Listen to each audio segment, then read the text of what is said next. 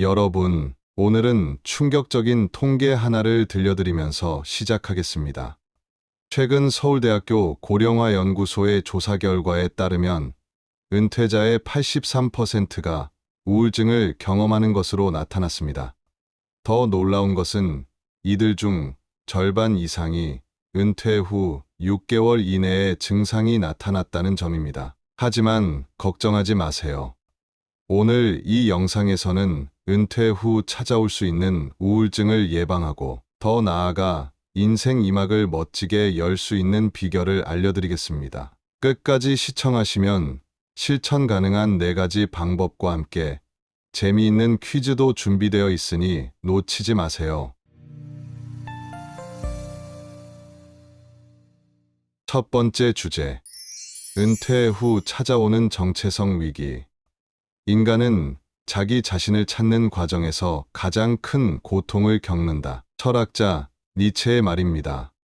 지난달 제가 만난 대기업에 다녔던 부장님의 이야기를 들려드리겠습니다. 그는 30년간 한 회사에서 성실하게 일하다 명예퇴직을 했습니다. 처음에는 이제 좀 쉬자는 생각으로 편히 지냈습니다. 하지만 시간이 지날수록 자신이 사회에서 불필요한 존재가 된 것 같은 불안감이 찾아왔다고 합니다. 아침에 일어나도 갈 곳이 없고 옆자리에서 자는 아내를 보며 내가 이제 뭘 하면서 살아야 하나 하는 고민이 깊어졌죠. 연구 결과에 따르면 은퇴자의 72%가 이런 정체성 위기를 경험한다고 합니다. 두 번째 주제, 시간 관리의 함정. 진정한 자유란 자신의 시간을 스스로 통제할 수 있는 능력이다. 아리스토텔레스의 말씀입니다.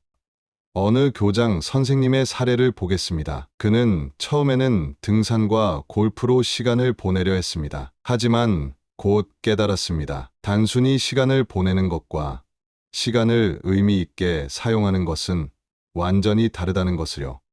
실제로 한국노인복지협회의 조사에 따르면 은퇴자들이 겪는 가장 큰 어려움 중 하나가 바로 이 시간 관리라고 합니다. 세 번째 주제, 관계의 질적 변화.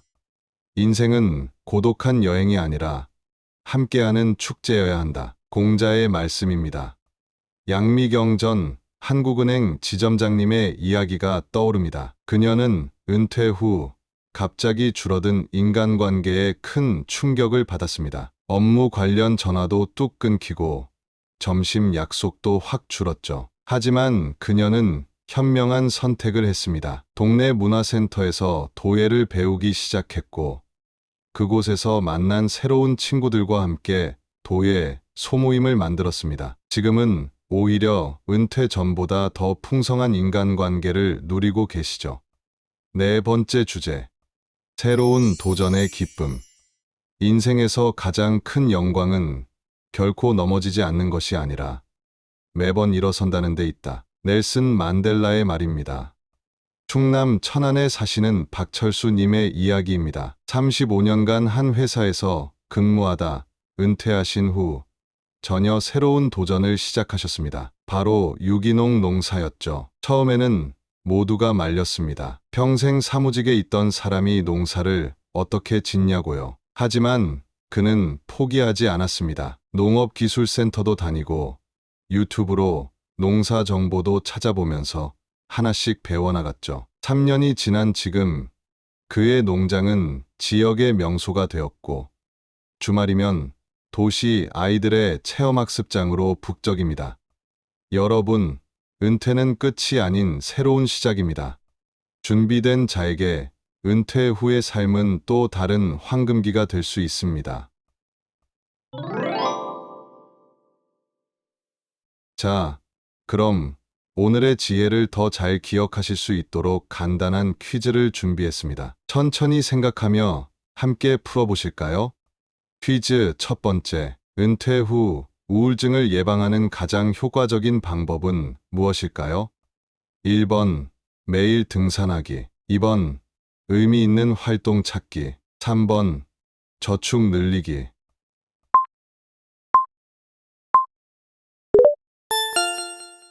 정답은 2번입니다. 단순히 시간을 보내는 것이 아닌 의미 있는 활동을 찾는 것이 가장 중요합니다. 퀴즈 두 번째. 은퇴 준비를 위해 가장 먼저 해야 할 일은 무엇일까요? 1번 재테크 상담받기, 2번 취미 만들기, 3번 자신의 정체성 재정립하기. 정답은 3번입니다. 재테크나 취미도 중요하지만 가장 먼저 나는 누구인가에 대한 고민이 선행되어야 합니다. 이 영상이 도움이 되셨다면 좋아요와 구독, 그리고 알림 설정도 꼭 해주세요. 주변에 은퇴를 준비하시는 분들이 계시다면 이 영상을 꼭 공유해주세요. 여러분의 작은 관심이 누군가의 인생 이막을 더 풍요롭게 만들 수 있습니다. 다음 영상에서 다시 만나 뵙겠습니다. 감사합니다.